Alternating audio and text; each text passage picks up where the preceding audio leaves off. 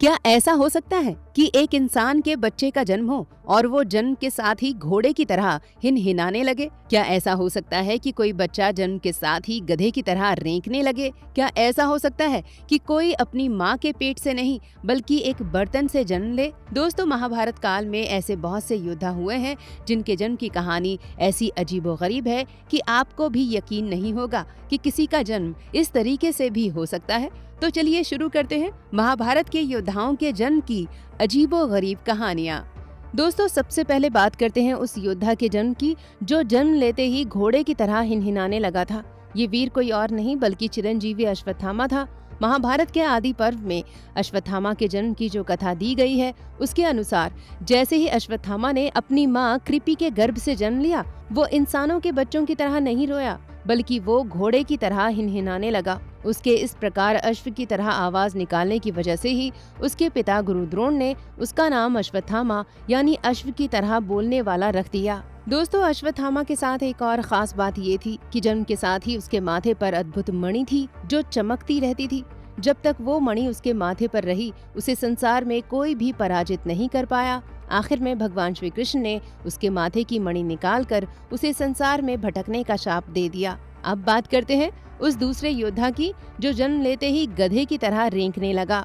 ये योद्धा कोई और नहीं बल्कि दुर्योधन था। दुर्योधन के जन्म के साथ ही ऐसे अपशकुन होने लगे थे कि चारों तरफ दिन में ही उल्लू बोलने लगे और सियारिनें रोने लगी। दुर्योधन के गधे की तरह रेंकने की वजह से ज्योतिषियों ने ये भविष्यवाणी कर दी थी कि ये अपने कुल के विनाश का कारण बनेगा। ज्योतिषियों ने दुर्योधन के पिता धृतराष्ट्र को ये भी कहा कि वे तुरंत अपने इस कुपुत्र का त्याग कर दें, अपने वंश को विनाश से बचा लें। लेकिन धृतराष्ट्र ने पुत्र मोह में ऐसा करने से इनकार कर दिया और आखिर में ज्योतिषियों की भविष्यवाणी सत्य साबित हुई। दुर्योधन ही अपने वंश के विनाश की वजह बन गया। दोस्तों, दुर्योधन के बाद अब हम एक ऐसे योद्धा की बात करते हैं जिसका जन्म माँ के गर्भ से नहीं बल्कि अग्निकुंड से हुआ था और वो भी जन्म के साथ कर्ण की तरह कवच धारण कर पैदा हुआ था। इस योद्धा का नाम धृष्टद्युम्न था। इसके पिता द्रुपद ने अपने शत्रु द्रोण को मारने के लिए एक यज्ञ के द्वारा उत्पत्ति की थी। धृष्टद्युम्न यज्ञ के अग्निकुंड से किसी बच्चे की तरह नहीं बल्कि एक जवान व्यक्ति के रूप में प्रकट हुआ था। अपने जन्म के साथ ही उसने कवच धारण कर रखा था और उसके हाथ में द्रोण का वध करने के लिए एक दिव्य धनुष और दिव्य तरकश भी था। बात जन्म के साथ कवच लेकर पैदा होने वाले योद्धा की हो रही है तो आपके दिमाग में तुरंत महावीर कर्ण का नाम भी आ गया होगा। ठीक समझा आपने। कर्ण भी जन्म के साथ ही दिव्य कवच और कुंडल के साथ पैदा हुआ था। कर्ण के ये दिव्य कवच कुंडल अमृत के बने हुए थे। जब तक कर्ण इस कवच और कुंडल को धारण किए रहता, उसे संसार में कोई भी मार नहीं सकता था। इसलिए इंद्र ने अर्जुन के साथ कर्ण को एक बराबर रखने के लिए उसका कवच और कुंडल छल से ले लिए थे। अब दोस्तों, बात कर्ण की हो और अर्जुन का जिक्र ना हो ये तो संभव नहीं है। तो दोस्तों, अर्जुन के जन्म की भी अद्भुत कहानी है।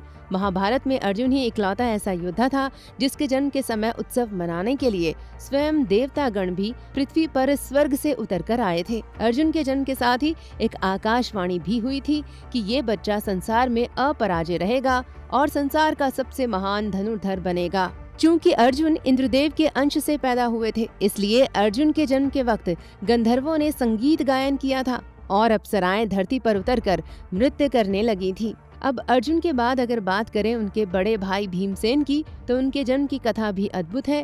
कहते हैं कि भीमसेन का जब जन्म हुआ तो वो जन्म के समय से ही अद्भुत बलशाली थे। एक बार तो वे अपनी माँ की गोद में थे जब एक बाघ अचानक से सामने आ गया, जिसे देखने के बाद उनकी माँ कुंती डर गईं और भीम उनकी गोद से गिर पड़े। लेकिन आश्चर्य की बात तो तब हुई जब छोटे भीम जिस जमीन पर गिरे वहाँ एक चट्टान थी।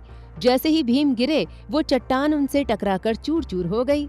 दोस्तों, हमने पांडवों में अर्जुन और भीम की बात कर ली है तो पांडवों की पत्नी द्रौपदी की बात करते हैं। द्रौपदी के जन्म की कहानी भी अजीबोगरीब है। जब द्रुपद ने द्रोण का वध करने के लिए एक पुत्र की प्राप्ति की इच्छा से यज्ञ किया तो उस यज्ञ में धृष्टद्युम्न के अलावा द्रौपदी भी प्रकट हुई थी। द्रौपदी के जन्म के समय भी आकाशवाणी हुई थी कि ये संसार की सबसे शक्तिशाली महिला बनेगी। यज्ञ कुंड की अग्नि से प्रकट होने की वजह से द्रौपदी का एक नाम यज्ञसेनी भी है। चलिए अब बात करते हैं कुछ गुरुओं की। तो सबसे पहले हम गुरु द्रोण के अद्भुत जन्म की कथा बताते हैं। दोस्तों, गुरु द्रोण का जन्म एक कलश में हुआ था, इसलिए उनका नाम द्रोण पड़ा। वहीं कौरवों और पांडवों के राजगुरु कृपाचार्य का जन्म सरकंडे के जंगल में हुआ था। लेकिन इन दोनों के जन्म से भी अद्भुत कथा शिशुपाल के जन्म की है। दोस्तों, शिशुपाल का जन्म जब हुआ तो उनके 3 नेत्र और 4 हाथ थे। शिशुपाल के जन्म के साथ ही ये आकाशवाणी हुई थी कि इसे मारने वाला जब इसके सामने आएगा तो इसके 2 हाथ और तीसरी आंख गायब हो जाएगी। यही हुआ भी जब श्री कृष्ण अपनी बुआ, जो कि शिशुपाल की माँ थी, उनसे मिलने के लिए आए तो जैसे ही उन्होंने शिशुपाल को अपनी गोद में लिया तो शिशुपाल का तीसरा नेत्र और उसके 2 हाथ गायब हो गए। तब शिशुपाल की माँ ने श्री कृष्ण से कहा कि वे उसे न मारें। तब श्री कृष्ण ने कहा कि वे तब तक शिशुपाल को नहीं मारेंगे जब तक कि वो उन्हें 100 गालियां नहीं दे देगा। लेकिन पांडवों के राजसूय यज्ञ में जब शिशुपाल ने श्री कृष्ण को 100 गालियां दी, तब श्री कृष्ण ने अपने सुदर्शन चक्र से उसका वध कर दिया। तो दोस्तों, ये थी महाभारत के कुछ योद्धाओं और पात्रों के जन्म की अजीबोगरीब कहानियाँ। उम्मीद करते हैं कि आपको हमारा ये वीडियो पसंद आया होगा। आपसे रिक्वेस्ट है कि आप इस वीडियो को जरूर लाइक करें और हमारे चैनल द कर्मा को भी तुरंत सब्सक्राइब कर लीजिए। आखिर तक हमारे इस वीडियो को देखने के लिए आपका बहुत बहुत धन्यवाद।